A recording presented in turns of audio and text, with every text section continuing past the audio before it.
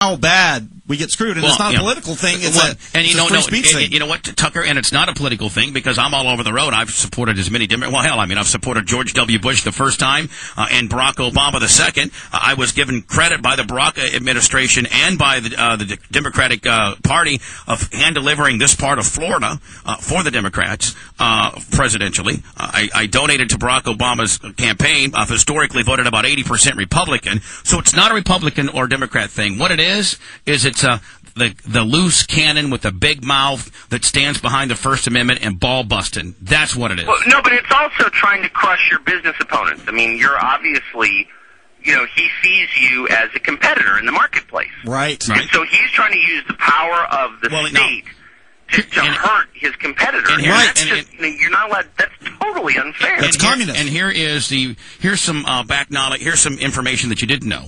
When MJ and I worked at the same company, I crushed him. I was not allowed to talk about him. Okay, for the 4 year, he was never number one. I was number one, and he was number two for about 8 years. Then I got fired, and he had a 4-year run at number one because I was no longer around. Well, I came back then here. And I immediately, on the first book, within 30 days, crushed him, became number one again, and without the gag order of not being able to talk about him, so I was able to talk about him. So he's using this lawsuit to try to mess my standing in the community up, ratings-wise. Boy, that's annoying. That is really annoying. I just sent you the complaint. It's what's it called, Britt? What kind of suit? A slap. It's a slap suit. It's a slap suit, yes. It's absolutely a slap suit. It's big corporate, and it's in clear channels behind it. It's big corporate clear channel screwing with the little guy, me. God, that's annoying. I'm so sorry. I really am. That's just disgusting.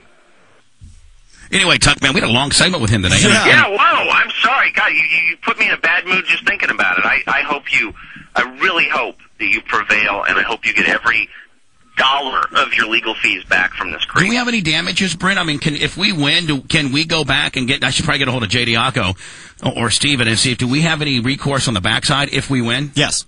And we've already set that framework up, yes. So, Tucker, I would have some backside damages, meaning, if we could consider this a nuisance or a slap suit, then I would be able to probably prove damages, wouldn't I?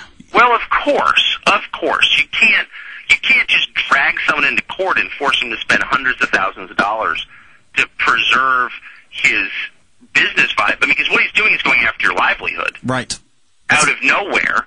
And you can't just do that and then lose and leave the victim holding the bag.